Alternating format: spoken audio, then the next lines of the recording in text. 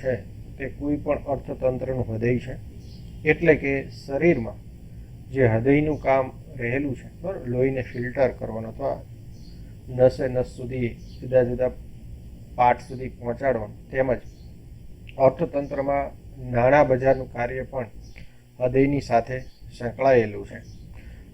જે અર્થતંત્રમાં નાણાં બજાર વિકસિત, એ અર્થતંત્ર ઝડપથી આર્થિક વિકાસો અને આર્થિક વૃદ્ધિ સુધી પહોંચે છે. એટલા માટે બજારમાં નાણાં બજારનો વિકાસ એક આવશ્યક પરિબળ છે. એટલા માટે અર્થતંત્રની વિકાસની નવી ઊંચાઈઓ તરફ લઈ જવા માટે નાણાં બજારનો વિકાસ ખૂબ જ અગત્યનો માનવામાં આવે છે.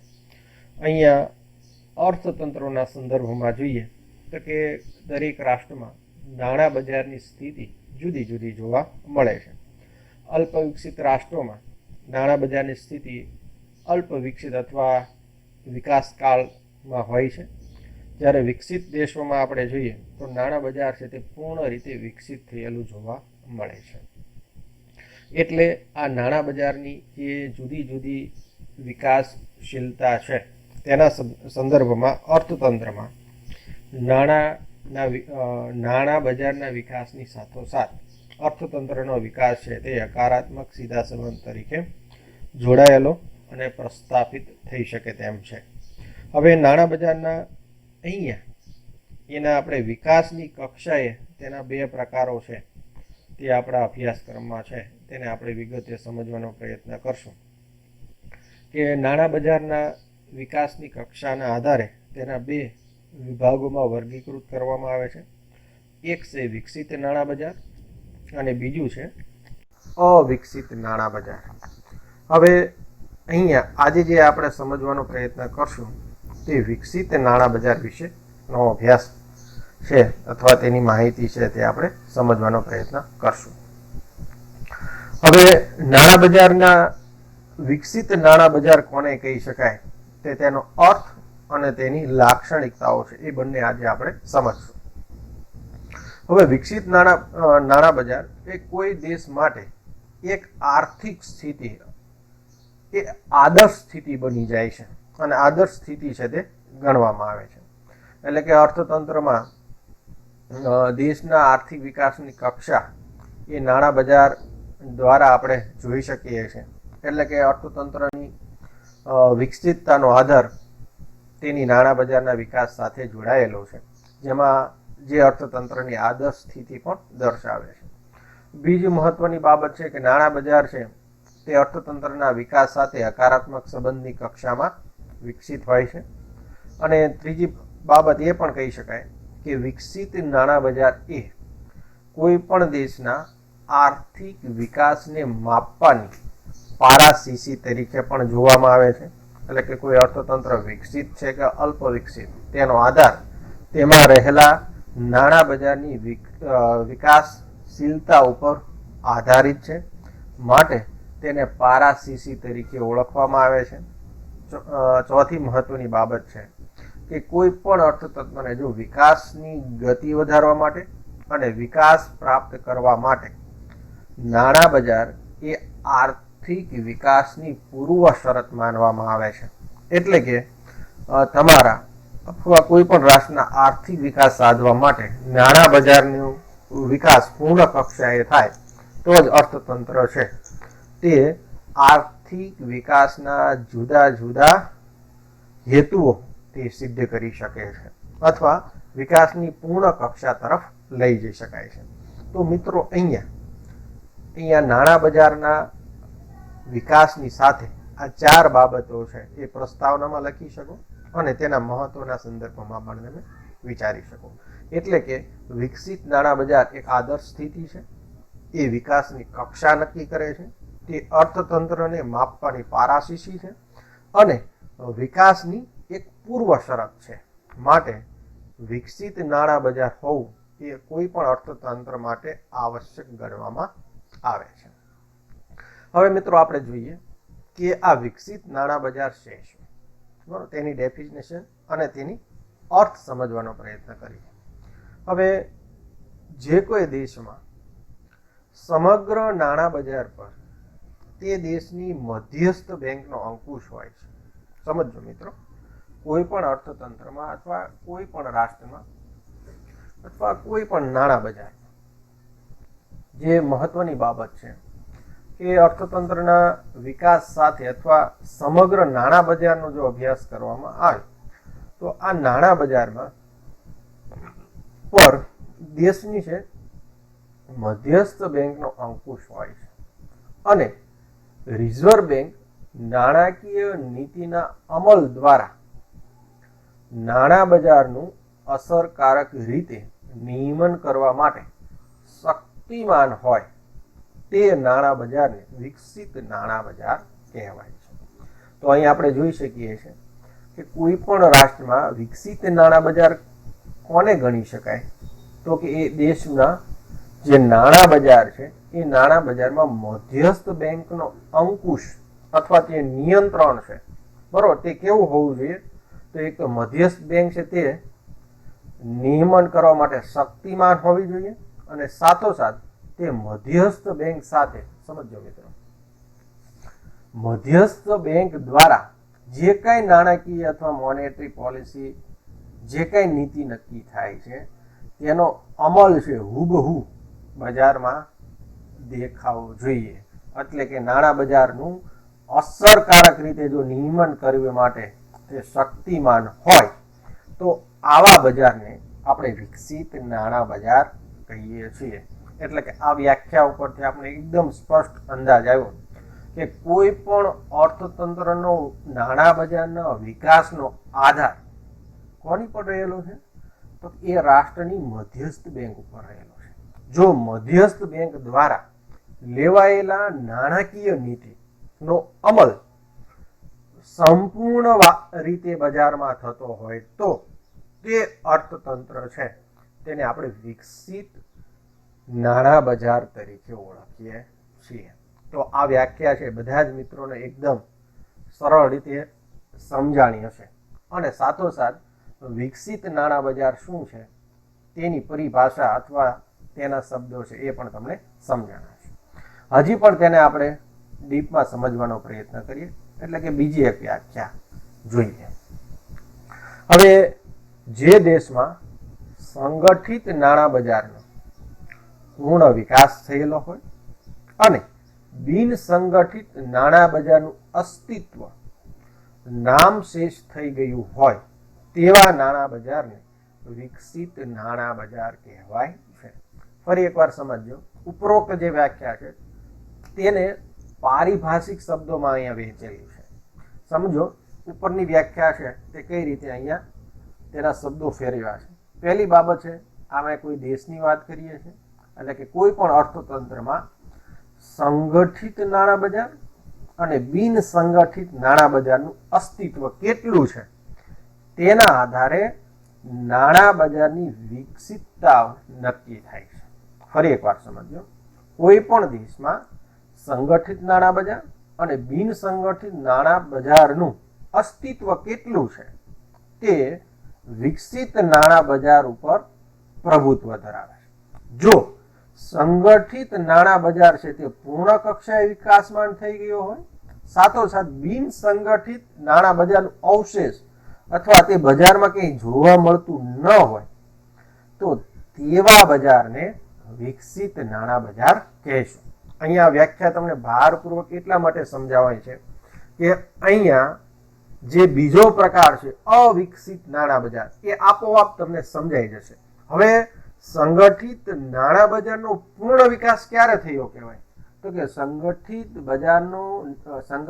નાણાં બજારનો પૂર્ણ વિકાસ મધ્યસ્થ બેંકના કંટ્રોલમાં હોય તો એવા નાણાં બજારને પૂર્ણ વિકાસ થયેલો કહેવાય. હવે જ્યારે નાણાં બજારના જે મૂળભૂત સાધનો છે, આપણે ગઈકાલે થોડાક સાધનોની ચર્ચા કરી, તેમાં બેન્કિંગ સિસ્ટમ છે, બરોબર, તે ડાયરેક્ટલી રિઝર્વ બેંકના નેજા હેઠળ અથવા નિયંત્રિત ક્ષેત્ર છે, જેને આપણે સંગઠિત બજાર કહીએ છીએ. હવે તેમાં બેંકના બધા જ પ્રકારો છે તેમાં સમાવિષ્ટ છે. તેમાં સહકારી બેંકો લઈ લો, વ્યાપારી બેંકો લઈ લો, જાહેર ક્ષેત્રની બેંકો લઈ લો, ખાનગી બેંકો લઈ લ્યો, આ ઉપરાંત રિઝર્વ બેંક જે નિયંત્રણ રાખી શકે છે તેવી બરોબર નોન જ્યુડિશિયરી બેંકો છે તેનો પણ એમાં સમાવેશ થાય છે. એટલે કે તે બેંક જેવું કાર્ય કરે છે પણ સંપૂર્ણ બેંક નથી. જેમ કે આપણે બજારમાં ઇક્વિટાસ બેંક છે બરોબર, જે લગભગ છેલ્લી નાણાકીય પોલિસીમાં જે રિઝર્વ બેંકે થોડીક બેંકોને બરોબર બંધન બેંક છે આવી બેંકોને મંજૂરી આપી છે. તે સંપૂર્ણ બેંક નથી, પરંતુ આવી બેંકોનું પણ બેંકો ઉપર જો રિઝર્વ બેંકનો અંકુશ હોય, એટલે કે સંગઠિત બજાર ઉપર હંમેશા મધ્યસ્થ બેંક છે તે પૂર્ણ અસરકારક હોય અને તે પૂર્ણ વિકસિત થયો હોય. સાથોસાથ બીજું જે મહત્વનું પાસું છે જે કે બિન સંગઠિત નાણાં બજાર છે. તો બિન સંગઠિત નાણાં બજારમાં શેનો સમાવેશ થશે? તો તેના આપણે સાધનોની વાત કરીએ તો કે બિન સંગઠિત નાણાં બજારોમાં બરાબર સરાફો છે બરાબર, જામીનગીરીઓ જમીનદારો દ્વારા દેવાતું બજારમાં નાણું છે બરાબર, પછી ધનિક વ્યક્તિઓ દ્વારા બજારમાં મૂડી રોકાણ થતું હોય, આ ઉપરાંત શાહુકારો દ્વારા થતું. તો કે બજારમાં અહીંયા જેના ઉપર રિઝર્વ બેંકનો અંકુશ નથી એવા જે નાણાં બજારના સાધનો છે તેનો વિકાસ કેટલો છે તે પણ બજારની વિકસિતતા એટલે કે નાણાં બજારની વિકસિતતા ઉપર અસર કરે છે. એટલે કે જ્યારે વિકસિત નાણાં બજાર હોય છે ત્યારે તેમાં સંગઠિત નાણાં બજાર છે પૂર્ણ કક્ષાએ વિકસિત હોય છે, જ્યારે બિન સંગઠિત નાણાં બજાર છે તેનું અવશેષ નામશેષ જોવા મળે છે કે જોવા મળતું નથી. તો એવા નાણાં બજારને આપણે વિકસિત નાણાં બજાર કહીએ છીએ. હવે વિકસિત નાણાં બજારના આપણે પરીક્ષામાં પૂછે અથવા આપણે ઉદાહરણ આપ્યું હોય નીચેના દેશોમાંથી કયા દેશોમાં વિકસિત નાણાં બજાર છે, તો તેના થોડાક ઉદાહરણો છે તે તમારી સામે મૂક્યા છે બરોબર. America, England, Japan, Germany, France બરોબર, આ બધા ઇઝરાયલ, આ બધા દેશો છે તેનું નાણાં બજાર છે તે પૂર્ણ વિકસિત છે. માટે આપણે કહીએ છીએ કે એ દેશો છે તે વિકસિત રાષ્ટ્રો તરીકે પણ આપણે ઓળખીએ છીએ. એટલે ટૂંકમાં વિકસિત રાષ્ટ્ર અને નાણાં બજારની વિકસિતતા આ બંને એક સિક્કાની બે બાજુ જોવામાં મળે છે બરાબર. ઉપરોક્ત આપણે વાત કરી એક આદર્શ સ્થિતિ છે તે વિકાસની કક્ષા નક્કી કરે છે, સાથોસાથ તે અર્થતંત્ર કઈ સ્થિતિમાં છે તેનું પારાશીશી બરાબર તેનો અરીસો દેખાડે છે, અને સાથોસાથ વિકાસની એક પૂર્વ શરત આ વિકસિત નાણાં બજાર તરીકે ઓળખવામાં આવે છે. તો મિત્રો અહીંયા વિકસિત નાણાં બજારની જે વ્યાખ્યાઓ છે તેનો અર્થ છે તે અહીંયા પૂરો થાય છે. દરેક મિત્રોને આ અર્થ સમજાણો હશે અથવા કંઈ કોઈ બાબત ન સમજાણી હોય બરાબર તે નોંધી રાખજો, છેલ્લે આપણે એની ચર્ચા કરશું. તો અહીંયા વિકસિત નાણાં બજાર છે તેનો અર્થ પૂરો થાય છે. ત્યાર પછી વિકસિત નાણાં બજારના જે લક્ષણો છે તે આપણે સમજવાનો પ્રયત્ન કરીએ. હવે વિકસિત નાણાં બજારના જે લક્ષણોની વાત કરીએ તો પહેલું લક્ષણ છે સંગઠિત વિભાગનું પ્રભુત્વ. આપણે વ્યાખ્યામાં પણ જોયું કે સંગઠિત વિભાગ કયો છે, તો કે રિઝર્વ બેંક દ્વારા જે અંકુશ થઈ શકે છે બરોબર, જેમાં બેંકો અથવા આમ તો સીધી રીતે એવું કહી શકીએ કે રિઝર્વ બેંકના નેજા હેઠળ આવતી તમામ નાણાં બજારના જે સાધનો છે એ સાધનો જેને આપણે સંગઠિત વિભાગ કહીએ છીએ, એ સંગઠિત વિભાગનું છે તે પ્રભુત્વ વધારે હોય એ બજારને આપણે પૂર્ણ વિકસિત નાણાં બજાર તરીકે ઓળખીએ છીએ. એટલા માટે કે અર્થતંત્રમાં નાણાં બજારમાં રિઝર્વ બેંકો ઉપર સંપૂર્ણ અંકુશ હોય છે. આ ઉપરાંત કાયદેસર રીતે બજારમાં જે નાણાંની હેરફેરો થાય છે અથવા લેવડ દેવડ થાય છે તેના ઉપર પણ રિઝર્વ બેંક છે તે પૂર્ણ દેખરેખ રાખે છે અને સફળતાપૂર્વક તેનું નેતૃત્વ છે તે જોવા મળે છે. જો આવું બજાર ક્યાંય જોવા મળે અથવા આવું કોઈ અર્થતંત્ર જોવા મળે તેને આપણે વિકસિત નાણાં બજાર તરીકે ઓળખીએ છીએ. બીજું લક્ષણ છે સુવ્યવસ્થિત બેન્કિંગ વિભાગ. અહીંયા આપણે જોઈ શકીએ છીએ કે સંગઠિત વિભાગ જો પૂર્ણ કક્ષાએ વિકસિત હોય તો તેમાં બેન્કિંગ વિભાગ તેમાં સમાવિષ્ટ છે. અને બેન્કિંગ વિભાગ જો સુવ્યવસ્થિત હોય તો ને તો જ નાણાં બજાર છે તે વિકસિત બની શકે. સમજો મિત્રો, એટલે કે સંગઠિત વિભાગમાં જે પ્રભુત્વ છે તે બેંક ઉપરનું છે. એટલે કે બેંકો જો પૂર્ણ વિકસિત હોય, સુવ્યવસ્થિત હોય, એટલે કે બેંકનું શું કામ છે? તો કે બેંકનું કામ છે બજારમાં રહેલી બચતો એકત્રિત કરવાનું, સાથોસાથ આ બચતો છે તે બજારમાં નાણાં ધીરવાનું કામ કરે છે. અને ત્રીજું મહત્વનું કાર્ય છે શાખ સર્જનની પ્રક્રિયા. તો કે આ ત્રણેય મુખ્ય જે કાર્યો છે, સાથોસાથ તેના ઘણા ગૌણ કાર્યોને કોર બેન્કિંગ સેવાના પણ કાર્યો છે. આ કાર્યો પૂર્ણ કક્ષાએ વિકસિત હોય, જેને આપણે સુવ્યવસ્થિત કહીએ. જો એ રીતે તેની કામગીરી થતી હોય તો આપણે સમજીએ કે આ અર્થતંત્ર છે તે વિકસિત નાણાં બજારનું લક્ષણ છે. એટલે કે બેંકો દ્વારા એક મધ્યસ્થી તરીકેનું સુંદર કામગીરી થાય છે અને એ સુંદર કામગીરી છે તે નાણાં બજારને વિકસિતતા તરફ અથવા વિકસિત નાણાં બજારનું એક આવશ્યક લક્ષણ ગણવામાં આવે છે.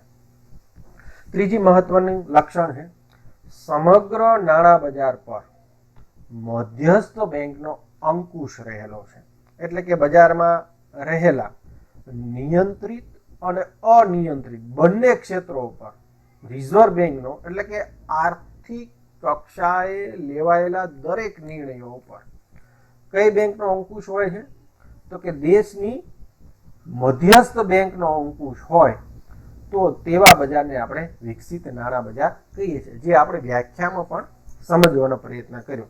એટલે કે રાષ્ટ્રની અથવા દેશની મધ્યસ્થ બેંક દ્વારા નાણાં બજાર ઉપર થતા અસરકારક નિર્ણયો.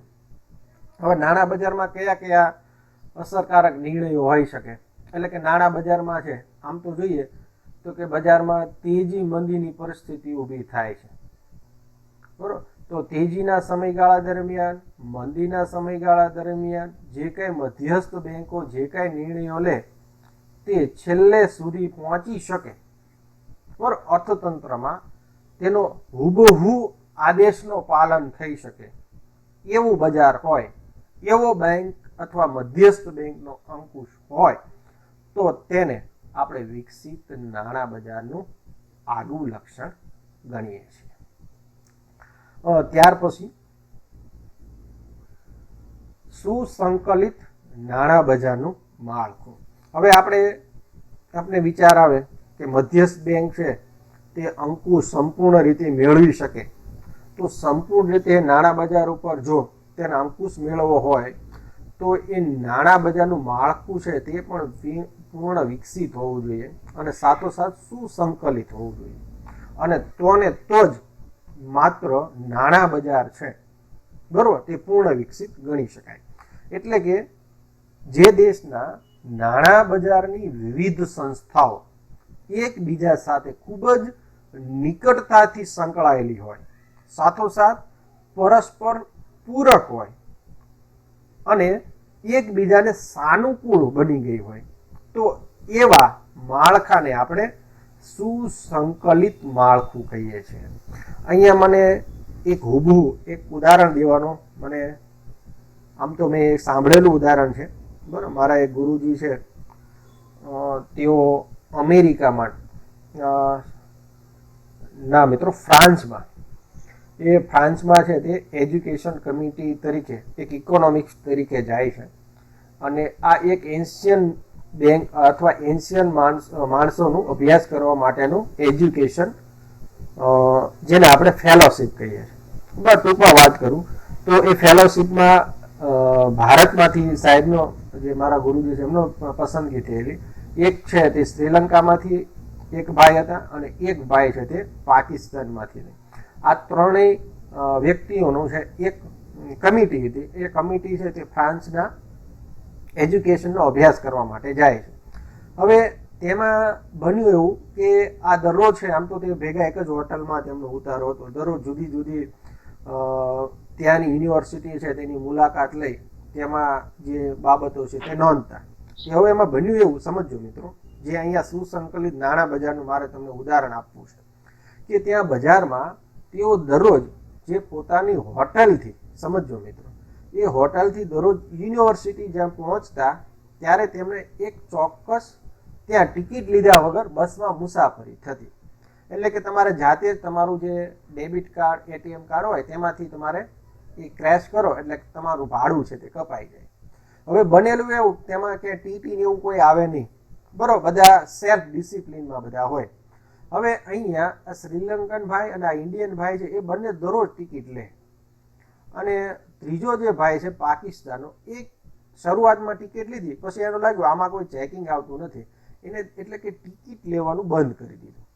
હવે અહીંયા એ ફેલોશિપનો સમયગાળો છે તે 3 મહિનાનો હતો. હવે અહીંયા જે નાણાં બજારનું જે સુસંકલિત માળખાની વાત કરીએ તો કે જ્યારે તેઓ બરોબર તેને એક પણ નોટિસ કશું જ નહીં, પરંતુ તેમને ફેલોશિપ તરફથી જે નાણાં આપવામાં આવે છે, બરોબર, આ નાણાં જે જમા થાય છે તેમાંથી પાકિસ્તાન વાળા ભાઈના એકાઉન્ટમાંથી એટલા નાણાં ઓછા જમા થાય છે. એટલે કે અહીંયા કહેવાનો ભાવાર્થ એવો છે કે જ્યારે તે એરપોર્ટ ઉપર ઇન્ડિયા અથવા પાકિસ્તાન જવા એ ટૂર પૂરી થઈને નીકળે છે ફેલોશિપમાં, ત્યારે આ જે નાણાં બજારનું માળખું છે, બરોબર, એ એટલું લિંકેડ હતું કે તેના ખાતામાં તેને મળતી ફેલોશિપમાંથી બરોબર દંડ સહિત એ નાણાં વસૂલ કરી શકે છે. તો મિત્રો સમજો, તો આ છે સુસંકલિત નાણાં બજાર કે જે અંદરો અંદર પરસ્પર બધી જ શાખાઓ છે એકદમ નિકટ હોય છે. અહીંયા કઈ શાખાઓ નિકટ હશે તો આ ઉદાહરણમાં આપણે જોવા મળ્યું કે તેની બસ, બરોબર, એટલે કે બસ ઓપરેટ કરતી સંસ્થા જેને આપણે અહીંયા રોડ વ્યવહાર સંભાળે છે તે, સાથોસાથ તેને આપતી જે ફેલોશિપ આપતી એટલે કે ફિનાન્સ ખાતું છે અથવા નાણાં વિભાગ છે તે, સાથોસાથ તેની સાથે સંકળાયેલો એજ્યુકેશન ડિપાર્ટમેન્ટ, આ બધા જ ડિપાર્ટમેન્ટનું એક સારું એવું સંકલન છે તે આ નિર્ણય લઈ શકે છે, અને એ બજારને આપણે નાણાંનું પૂર્ણ સુસંકલિત માળખું આપણે ગણી શકીએ છીએ. બરોબર, તો અહીંયા ઉદાહરણ આપવાનું એ તકે કે નાણાં બજારની કેટલી કક્ષા સુધી લઈ જઈ શકાય, બરોબર, તે આપણે અહીંયા સમજી શક્યા. ત્યાર પછી આપણે જોઈએ વિકસિત નાણાં બજારના લક્ષણોમાં સાખી નાણાં પત્રની પૂર્ણ ઉપલબ્ધતા હોય છે. એટલે કે હવે સાખી નાણાં પત્ર કયા કયા છે એ આપણે મગજમાં બરોબર આવી જવું પડે. હવે સાખી નાણાં સર્જન માટે તો એક ચેક છે તેનો ઉપયોગ થઈ શકે છે અથવા બેંક કરે છે, બીજું હુડી છે તેનો ઉપયોગ કરે છે, બીજા તિજોરી પત્રો છે તેનો ઉપયોગ કરે છે, વચન ચિઠ્ઠીનો ઉપયોગ કરે છે. તો કે આ બધા છે તે સાખી નાણાં પત્રો છે. હવે આ સાખી નાણાં પત્રોની જે ઉપલબ્ધતા છે, બરોબર, તે કેવી હોવી જોઈએ? પૂર્ણ ઉપલબ્ધતા છે. એનો અર્થ એમ થયો કે બજારમાં કોઈ પણ વ્યક્તિ જે જરૂરિયાત વર્ગો જેને ધિરાણની જરૂર છે, એ ધિરાણ છે તે બેંકો દ્વારા, બરોબર, બેંકોનું જો પૂર્ણ કક્ષાએ વિકસિત હોય તો એ નાણાં બજારમાં, બરોબર, સાખી નાણાં પત્રો છે તે ઉપલબ્ધતા તેને ધિરાણ પૂરું પાડી શકે તેમ છે. એટલે કે તે એક માધ્યમ બની શકે છે, અને માટે બજારમાં જે કંઈ ધિરાણ મેળવનારો વર્ગ, જેમાં વ્યક્તિ હોઈ શકે, સંસ્થા હોઈ શકે, ઘણી વખત સરકાર પણ હોઈ શકે, તો તેને ઝડપથી બજારના નાણું ઉપલબ્ધ કરાવી શકે એટલું પૂર્ણ સાખી નાણું છે તે બજારમાં ઉપલબ્ધ હોય એ વિકસિત નાણાં બજારનું આવશ્યક લક્ષણ છે. સાથોસાથ આપણે એ પણ સમજવું જોઈએ મિત્રો કે સાખી નાણું છે તે બજારમાં ઉત્પાદન વસ્તુ કરતાં વધી જાય તો તે ફુગાવામાં પરિણમે છે, પરંતુ અહીંયા વિકસિત નાણાં બજાર છે તે સાખી નાણાં ઉપરનો કંટ્રોલ પૂર્ણ રીતે રિઝર્વ બેંક છે પોતાના હાથમાં હોય છે. માટે તેને બજારમાં આ ફુગાવાની પરિસ્થિતિ ઊભી થશે તેના ઉપર કંટ્રોલ કરી શકે, એ ડાયરેક્ટલી એક્શન લઈ શકે તેવી સ્થિતિમાં છે. માટે અહીંયા સાખી નાણાં પત્રની ઉપલબ્ધતા છે તે બજારમાં ધિરાણ અથવા મૂડી રોકાણની માંગ કરનારો વર્ગ છે તેને ઉપલબ્ધ થઈ શકે છે, અને માટે તે અર્થતંત્રના દરેક ઉદ્યોગોમાં વિકાસની કક્ષા છે તે ઉપલબ્ધ થઈ શકે છે અથવા પ્રાપ્ય થઈ શકે છે. ત્યાર પછીનું નાણાં ભંડોળની સંપૂર્ણ ગતિશીલતા. એ વિકસિત નાણાં બજારનું એક આગવું અને મહત્વનું લક્ષણ છે. હવે સંપૂર્ણ ગતિશીલતા અર્થશાસ્ત્રમાં આપણે સમજીએ. ગતિશીલતા આમ તો ઘણી વખત મેં સમજવાનો પ્રયત્ન કર્યો છે કે બજારમાં અથવા અર્થશાસ્ત્રની ભાષામાં ગતિશીલતા શબ્દ એટલા માટે વપરાય છે કે આપણી પાસે અહીંયા નાના ભંડોળની વાત કરીએ તો કે આપણી પાસે રહેલા 10,000 રૂપિયા એ કોઈ પણ ક્ષેત્રમાં છે તે કાર્યશીલ બની શકે. તે જમીનમાં કામ કરતા ખેડૂતોને પણ મળી શકે, ઉદ્યોગમાં કામ કરનારા કોઈ ઉદ્યોગપતિને મળી શકે, ઉદ્યોગમાં કામ કરનારા કોઈ મજૂરને પણ મળી શકે, અને એજ્યુકેશન ફિલ્ડ સાથે વિદ્યાર્થીને લોન પેટે અથવા તેને અભ્યાસકાળ દરમિયાન જરૂર પડતા નાણાં, એટલે કે કહેવાનો તેમ છે કે આ 10,000 રૂપિયા સંપૂર્ણ ગતિશીલ છે, એટલે કે કોઈ પણ જગ્યાએ કાર્યશીલ બની શકે તેમ છે. જો આવો નાણાં ભંડોળનો સ્ત્રોત હોય તો તેને સંપૂર્ણ ગતિશીલ નાણાં ભંડોળ કહી શકાય. હવે આપણે અહીંયા સમજીએ કે સંપૂર્ણ ગતિશીલ નાણાં ભંડોળ છે તે વિકસિત નાણાં બજારનું એક આવશ્યક લક્ષણ છે. એટલે કે બજારમાં આ નાણાં ભંડોળને મુક્ત રીતે હેરફેર કરવામાં આવે છે. જે વ્યક્તિને અથવા જેને જરૂરિયાત હોય એવી સંસ્થાઓ, ધિરાણ લેવાનાર ગ્રાહકો વચ્ચે એ આપોઆપ સાહજિક રીતે તે હેરફેર થઈ શકે છે. એટલે કે રૂપિયોની સ્થિર થયા વગર જેને જરૂર પડે તે વ્યક્તિ છે એ આ નાણાં ભંડોળનો બજારમાં ઉપયોગ કરી શકે છે. સાથોસાથ વિકસિત નાણાં બજારનો આ જે સંપૂર્ણ ગતિશીલતા વાળો જે મુદ્દો છે જેને આપણે બીજી ભાષામાં ચલણ વેગ પણ કહીએ છીએ. સમજો મિત્રો, એટલે કે નાણાંનો ચલણ વેગ છે તે પણ પૂર્ણ કક્ષાએ હોય. એ ક્યારે શક્ય બની શકે કે નાણાં ભંડોળ છે તે સંપૂર્ણ ગતિશીલ હોય. તો બજારમાં રહેલું નાણું છે તે ખૂબ જ ઝડપીથી પોતાના કાર્યો છે તે કરી શકે છે, જેને અર્થશાસ્ત્રની ભાષામાં નાણાંનો ચલણ વેગ કહીએ છીએ. તો કહેવાનો અર્થ એ છે મિત્રો કે અહીંયા બજારમાં રહેલા નાણાંને બરોબર સંપૂર્ણ ગતિશીલતા અથવા વિકસિત નાણાં બજારનું એક આગવું લક્ષણ છે તે ગણી શકાય છે. અને તેના પરિણામે બજારમાં જુદા જુદા ધિરાણ માગનારા વર્ગ છે તેને એ નાણું છે તે ઉપલબ્ધ છે તે થઈ શકે છે. ત્યાર પછી વિકસિત નાણાં બજારના લક્ષણોમાં જોઈએ તો 7મી બાબત છે વ્યાજના નીચા દરો અને તેમાં સમરૂપતા. હવે વ્યાજના જે નીચા દરો છે બરોબર તે ઔદ્યોગિક આમ તો મૂડી રોકાણ મેળવનાર વર્ગને આકર્ષવા માટે હોય છે. બરાબર, આપણે સમજ્યા કે વ્યાજના દર અને મૂડી ભંડોળ વચ્ચેનો સંબંધ, એટલે કે જેમ જેમ વ્યાજનો દર ઓછો તેમ તેમ તેની માંગ કરનારો વર્ગ છે બરાબર. આપણે કહીએ કે સટ્ટાકીય હેતુ માટે નાણાંની માંગ વધી જાય છે. બંને વચ્ચે વ્યસ્ત સંબંધ છે. તો અહીંયા આપણે એ બાબત પણ સમજી શકીએ છીએ કે જ્યારે પૂર્ણ વિકસિત નાણાં બજાર હોય છે ત્યારે વ્યાજના દરો નીચા હોય છે. શું કામ? એક તો વ્યાજના દર નીચા હોવાનું એક કારણ એ છે કે બજાર પૂર્ણ વિકસિત છે, સાથોસાથ ધિરાણ મેળવનારને પક્ષમાં બરોબર સિક્યુરિટી છે બરોબર. એટલે કે ત્યાં ભ્રષ્ટાચારનો બહુ ઓછા પ્રશ્નો છે. એટલે કે નાણું લેનાર વર્ગ એ નાણું ભરી જ દે છે, જેને આપણે NPA કહીએ છીએ બરોબર, નોન પરફોર્મન્સ એસેટ. એટલે કે એવી કોઈ સંપત્તિ નથી કે જે ધિરાણ લઈ જાય પછી પાછું જમા કરાવતા નથી, અને પાછું જમા કરાવતા નથી એટલે બેંકોની ખોટ ઊભી થાય છે. અને બેંકોની ખોટ ઊભી થાય છે એટલે કે અત્યારે આપણે જે જુદા જુદા બેન્કિંગ ક્ષેત્રમાં જોઈએ કે અગણિત ચાર્જો આપણી પાસે લેવામાં આવે છે. આ બધું શું કામ સરકાર અથવા રિઝર્વ બેંક મંજૂરી આપે છે?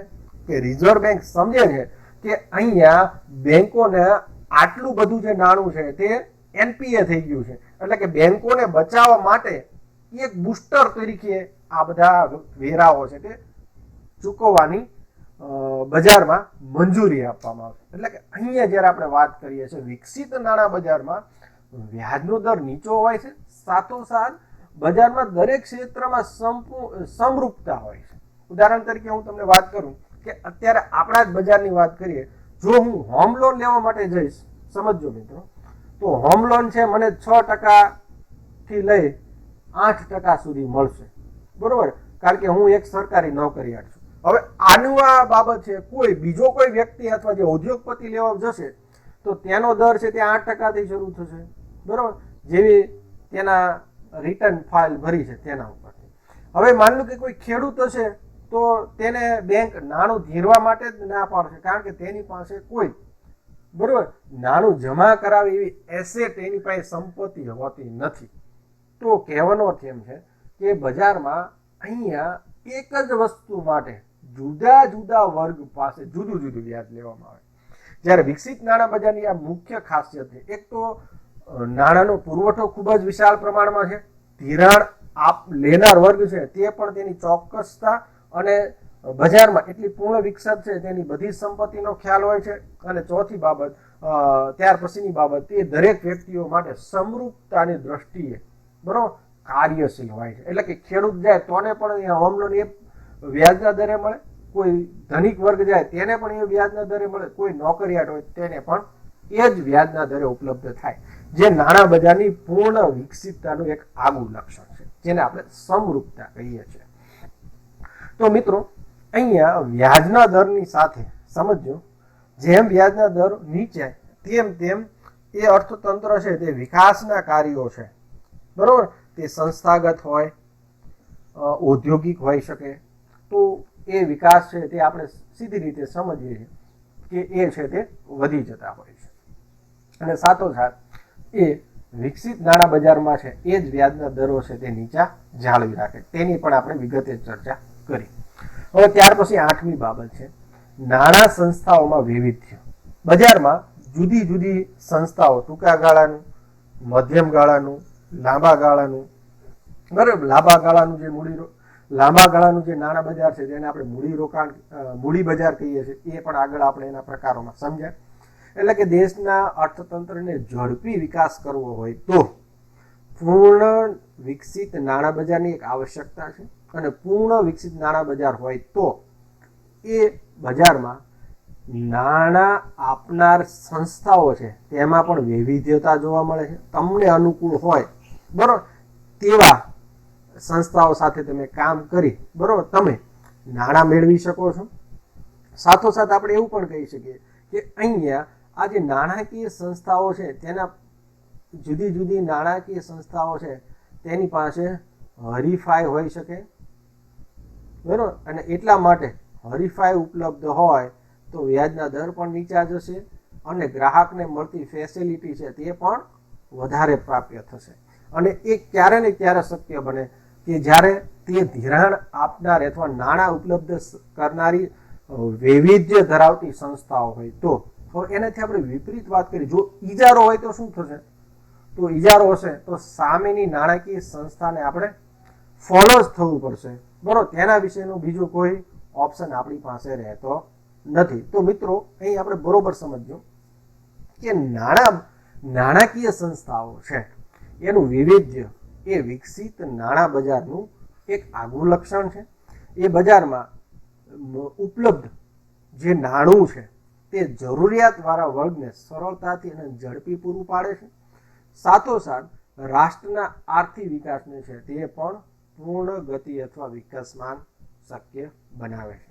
તો મિત્રો, અહીંયા વિકસિત નાણાં બજારનું આ નાણાકીય સંસ્થાઓની વૈવિધ્યતા એક આગવું લાક્ષણિકતા જોવા મળે છે. ત્યાર પછી વિશેષ સંવેદનશીલતા, બરોબર, અહીંયા વિકસિત નાણાં બજારમાં પરિસ્થિતિને ધ્યાનમાં રાખી, બરોબર, અર્થતંત્રની આપણે પરિસ્થિતિ જોઈએ તો બે પ્રકારના આમ તો વમળો જોઈ શકીએ. તેજીવાળું અર્થતંત્ર હોઈ શકે, મંદીવાળું હોય, બરોબર, સુધારણા અને ઓટની વાત આપણે કરતા નથી. તો કે આવી જ્યારે બજારમાં સંવેદનશીલ પરિસ્થિતિ હોય ત્યારે નાણાં બજારની પૂર્ણ કસોટી હોય છે. અને આ પૂર્ણ કસોટીમાં રાષ્ટ્રીય અને આંતરરાષ્ટ્રીય ક્ષેત્રે આવતા પરિવર્તને તે અનુરૂપ નાણાં બજારમાં પરિવર્તન કરી શકે અથવા પોતે સુધારા વધારા સાથે બજારમાં અથવા કે રાષ્ટ્રમાં રહેલા નાગરિકો અથવા ધિરાણ મેળવનારા વર્ગ સાથે એક સંવેદનશીલ ભાવના સાથે, બરોબર, અનુરૂપ ઊભું રહી શકે તો એ વિકસિત નાણાં બજાર હોય તો જ એ શક્ય બને છે. હવે તેના માટે જે સંવેદનશીલતા શબ્દ વાપર્યો છે સમજો વિશેષ રીતે, તો કે સંવેદનશીલતા કયા સંવેદનશીલતાની વાત કરે છે, તો કે બજારમાં રહેલી તેજી મંદીની પરિસ્થિતિમાં બજારમાં જે મૂડી રોકાણ થાય છે, બરોબર, જે નાણાં બજાર દ્વારા શક્ય બનવાનું છે, તો નાણાં બજારમાં આ સંવેદનશીલતા તો બજારમાં રહેલી પરિસ્થિતિને ધ્યાનમાં લઈને નિર્ણયો લે છે, માટે એને સંવેદનશીલતા શબ્દ વાપર્યો છે. હવે આનાથી વિપરીત પરિસ્થિતિની વાત કરીએ કે જો બજારમાં સંવેદનશીલતા ન હોય તો બેંકો છે પોતાનું મનસ્વી વલણ છે તે જોવા મળશે. પરંતુ અહીંયા એ બાબત પણ આપણે જોવા મળે છે કે અહીંયા એક વિકસિત માળખું છે અને તે રિઝર્વ બેંકના નેજા હેઠળ બધું પૂર્ણ અંકુશિત છે, માટે કોઈ બેંકો છે તે હંમેશા બજારના રહેલા જુદા જુદા વર્ગો પ્રત્યે સંવેદનશીલ ભાવના રાખી પોતે નિર્ણયો લે છે. ત્યાર પછી પર્યાપ્ત પતાવટ ગૃહ, બરાબર, પતાવટ ગૃહ આપણે બેન્કિંગ સિસ્ટમમાં એને કહી શકીએ, જેને આપણે ક્લિયરિંગ હાઉસ પણ કહી શકીએ. જેમ જેમ પતાવટ ગૃહોની સંખ્યા વધારે તેમ તેમ સમજો મિત્રો બજારમાં રહેલી બેન્કિંગ સિસ્ટમની સેવાઓ છે તે ઝડપથી એપ્લાય કરી શકીએ. ઉદાહરણ તરીકે ચેક ક્લિયરિંગ, જો પતાવટ ગૃહો ઓછા હોય તો એ ચેક ક્લિયરિંગ થવાનો સમયગાળો વધી જશે. બરાબર, આપણે જૂના મુદ્દાઓમાં આપણે અગાઉ ચર્ચા કરી ગયા કે વિકસિત દેશોમાં ચેક આપે તુરંત જ, બરાબર, નાણાં છે તે ચૂકવવામાં આવે છે અથવા તેને જે વ્યક્તિના ખાતામાં જમા કરાવે. ભારતમાં પણ મેટ્રો સિટીમાં પણ આ સિસ્ટમ શરૂ થઈ ગઈ છે. એટલે કહેવાનો તેમ છે કે જેમ જેમ પતાવટ ગૃહો તેની વસ્તી અથવા તેમાં રહેલી કાર્યશીલ વસ્તી ઉદ્યોગના વિસ્તારના પ્રમાણમાં જેમ જેમ પર્યાપ્તતા વધુ, બરાબર, સંખ્યા બળ વધારે, તેમ તેમ બેન્કિંગ સિસ્ટમના લાભો છે અથવા નાણાં બજારના લાભો છે તે અંતિમ વ્યક્તિ સુધી પહોંચાડી શકાય. એટલે મિત્રો સમજો કહેવાનો બાબત એ છે કે અહીંયા વિકસિત નાણાં બજારનું એક આવશ્યક લક્ષણ છે કે પર્યાપ્ત પતાવટ ગૃહો તેની પાસે હોય છે. એટલે કે પરિણામે બજારની આર્થિક સ્થિતિને ધ્યાનમાં રાખી ઉત્પાદકો, વેપારીઓ, દલાલો વગેરે જે ધિરાણ માંગનારો વર્ગ છે તેની અરસપરસની નાણાકીય લેતી દેતીનું કામ એ ઝડપી બનાવે છે, આર્થિક વિકાસને વેગ આપે છે, સાથોસાથ મૂડી રોકાણ કરનારા વર્ગને પણ, બરોબર, તેને આકર્ષી તે બજારમાં એ નાણાં ફ્લો છે તે મૂડી રોકાણ તરફ લઈ જઈ શકે છે. એટલે કે બચતોને મૂડી રોકાણમાં લઈ જઈ શકે અને મૂડી રોકાણકારોને આ સુવિધાઓ છે તે સરળતાથી આ પતાવટ ગૃહો, જેને ક્લિયરિંગ હાઉસ તરીકે આપણે ઓળખીએ, તો તેના દ્વારા નાણાકીય લેવડ દેવડ છે રોજબરોજની એકદમ સરળ અને ઝડપી અને સુરક્ષિત બનાવી શકાય તેમ છે. માટે વિકસિત નાણાં બજારનું આ એક આગવું લાક્ષણિકતા છે. પર્યાપ્ત કાર્યવાહક મૂડી ભંડોળ, એટલે કે બજારમાં જે મૂડી ભંડોળની જરૂર છે તે પૂરતા પ્રમાણમાં હોય અને સાથોસાથ કેવું હોય તે સંચય આવૃત્તિ, એટલે કે સાચવેલી એસેટ તરીકે ન હોવો જોઈએ, કાર્યવાહક એટલે કે બજારમાં ઠલવાયેલો ફ્લો તરીકે હોવો જોઈએ. સમજો મિત્રો શું કહેવા માંગે છે કે બજારમાં રોકડતા છે તે પૂર્ણ રીતે તરળતા છે તે જળવાતી હોય, જેને જરૂરિયાત પડે એ નાણાં ભંડોળનો છે તે ઉપયોગ ઇન્સ્ટન્ટ કરી શકે છે. એટલે કે બજારમાં મૂડી રોકાણ માગનારા વર્ગને પણ આ સમયગાળા છે તેના માટે કોઈ જુદી જુદી રીતે, બરોબર, સમયની પાબંદી નડતી નથી અને મૂડી રોકાણ કરનારા વર્ગને પણ પાબંદી નડતી નથી. એટલે કે બજારમાં રહેલું નાણું છે, બરાબર, એ પૂર્ણ રીતે કાર્યશીલ બને છે. અગાઉ પણ આપણે એક લક્ષણ જોયું કે બજારમાં સાખી નાણાંનું પ્રમાણ પણ એટલું બધું હોય છે, માટે બજારમાં કાર્યવાહક મૂડી ભંડોળ છે તે સારી રીતે કાર્યશીલ હોવું એ વિકસિત નાણાં બજારનું એક આગવું લક્ષણ છે. છેલ્લી બાબત, શાખાઓની સમાન વહેંચણી, એટલે કે બજારમાં જુદા જુદા વિસ્તારોના સંદર્ભમાં, જુદા જુદા વર્ગના સંદર્ભમાં, જુદા જુદા ઉદ્યોગના સંદર્ભમાં, એટલે કે તમામ બજારમાં રહેલી, સમજો મિત્રો, બજારમાં તમામ પ્રકારની રહેલી વૈવિધ્યતાને સમજી શકે તે રીતે અથવા તેનો ઉપયોગ કરી શકે એ રીતે શાખાઓની સમાન રીતે વહેંચણી થયેલી હોય. એટલે કે બજારમાં દરેક વર્ગને સારી રીતે, બરોબર, નાણાં ભંડોળ પહોંચાડી શકે એટલી શાખાઓ છે એ બજારમાં વિકાસમાં હોય તો નાણાં બજારનો મેક્સિમમ લાભ ગ્રાહકો લઈ શકે છે, સાથોસાથ ધિરાણ કરનારો વર્ગ પણ લઈ શકે છે અને એ વર્ગના પરિણામે બરોબર અહીંયા જેટલી મૂડીની હેરફેર થાય છે એ હેરફેરનો ફાયદો પણ કોને થવાનો છે તો કે નાણાં બજારના નફામાં પણ તેનો અસર થવાની છે. એટલે કે એકની અસર ઉપરોક્ત જે મલ્ટીપ્લાય ઇફેક્ટ છે તે બજારમાં ઊભી થાય છે અને તેના પરિણામે વિકસિત નાણાં બજાર એક વિકસિત દેશ તરીકે